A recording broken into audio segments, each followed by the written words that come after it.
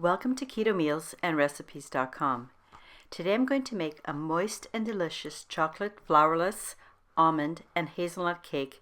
This cake originates from the beautiful island of Capri, Italy. So let's get started and make my version of Torta Caprese.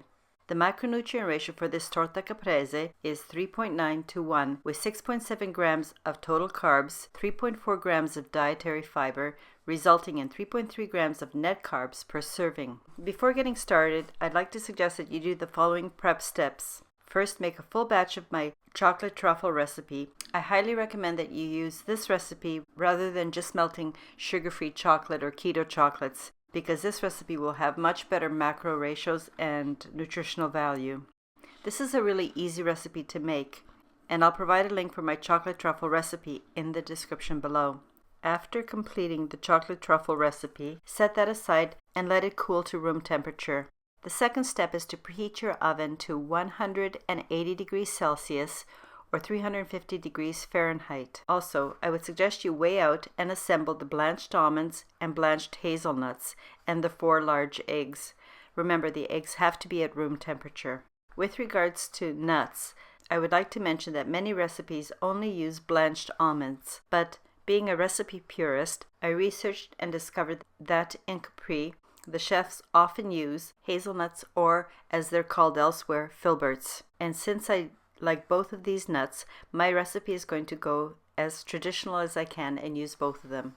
To get the right texture, I put the nuts into my food processor and pulsed until the pieces were very small. You don't want to grind the nuts as fine as nut flour, but you do want some texture to it. This will give you the best mouthfeel and texture for the cake. As part of your prep, line a 15.2 centimeter or 6-inch springform pan with parchment paper both on the bottom of the pan and on the sides. Then take a long sheet of aluminum, fold it in half, and wrap the aluminum foil on the exterior of the springform pan. This will create a water seal for the pan. Now, using 2 mixing bowls, separate the room temperature eggs, putting the egg yolks in one bowl and the whites into the other bowl. Because I sometimes puncture the egg yolks, not very often, but sometimes, I like to separate my whites into a small bowl, just in case I accidentally puncture the yolk or get some shell into the whites. In this way, I won't contaminate the rest of my whites. After your chocolate has cooled, add 1 or 2 yolks at a time and whisk the yolks into the chocolate before adding any more eggs. Repeat until all the yolks have been added and the chocolate truffle mixture is nice and glossy. Then set the chocolate mixture aside for a moment. Now whip the egg whites until they're nice and frothy. At this point, add the lemon juice. Or if you don't have lemon juice, you can substitute with white vinegar. Continue whipping at high speed until the whites reach a firm peak stage. A good test for stiffness is to scoop up some of the whites and inverting your spatula. If the whites stay on the spatula and don't slide off, you have reached the absolute perfect stage of stiffness. Here I have to apologize to you because I don't have the video portion of where I added the nuts to the chocolate. It seems that my camera battery decided to run out at this point, and unfortunately I didn't notice. After adding your ground nuts, stir them to combine with the egg truffle mixture. Now you'll need about 1/4 of your whipped egg whites and add the egg whites to the chocolate mixture. Stir briskly to combine. Then add about half of the remaining egg whites to the chocolate mixture in your bowl and fold gently to combine. Scrape the bottom and the sides to ensure all the ingredients have been combined. Gently fold the rest of the egg whites in order to combine all the ingredients well. Because it's important to make a water bath for this cake, I nestled my springform pan into a wide pan. I find that using my pie pan works perfectly because it has enough room to insert my springform pan and hold enough water for the bath. I forgot to mention, before adding the water, your water should be heated up to a simmer. When you're adding the hot water to the pie pan, pour just enough so that it reaches about 1/4 of the way up the side of your springform pan. You don't need any more. Pour this batter into your parchment-lined springform pan. Put the springform pan back into the water bath and position this into the middle position of your oven and set the timer for 35 to 40 minutes. Because everybody's oven is a little bit different, it would be a good idea to test your cake for doneness by inserting a toothpick just off of the center point of your cake. If you notice that the toothpick is not clean, let it bake for 5 more minutes. Then take your pan out of the oven and remove the springform pan from the water bath. Place your springform pan on your cooling rack and let the cake cool for exactly 20 minutes before you remove the side rim of the pan and the parchment. 20 minutes seems to be the ideal time because the cake is cool enough so that the cake does not crumble, and the cake is still warm enough so that the parchment will peel off easily and won't stick to the side of the cake. As you can see, the method I've described results in a cake that has a nice flat top and is about 5 centimeters or 2 inches in height. After peeling off the parchment, let the cake cool completely to room temperature.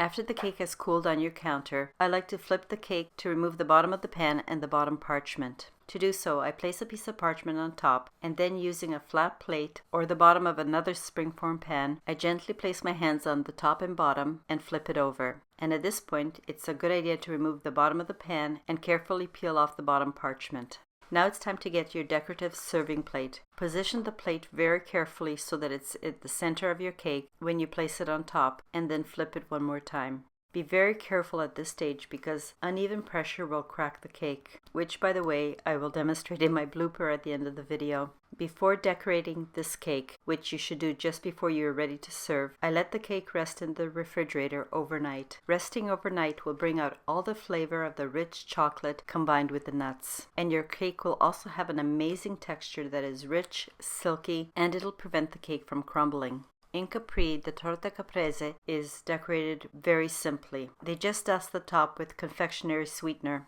But since I'm making this for a special occasion, in this case Christmas, I'm going to top the cake with fresh raspberries, blueberries, and mint leaves. I really like the versatility of this cake because depending on how you garnish the cake, it can be served at various times of the year or for various special occasions. When you go to cut your cake, in order for it to slice very cleanly, pre-chill your knife in ice cold water, and don't forget to wipe the blade between cuts. This is a really satisfying and rich tasting cake. You will need fairly thin slices, but sometimes people, like my sons, like their slices a bit thicker. I hope you enjoyed this recipe.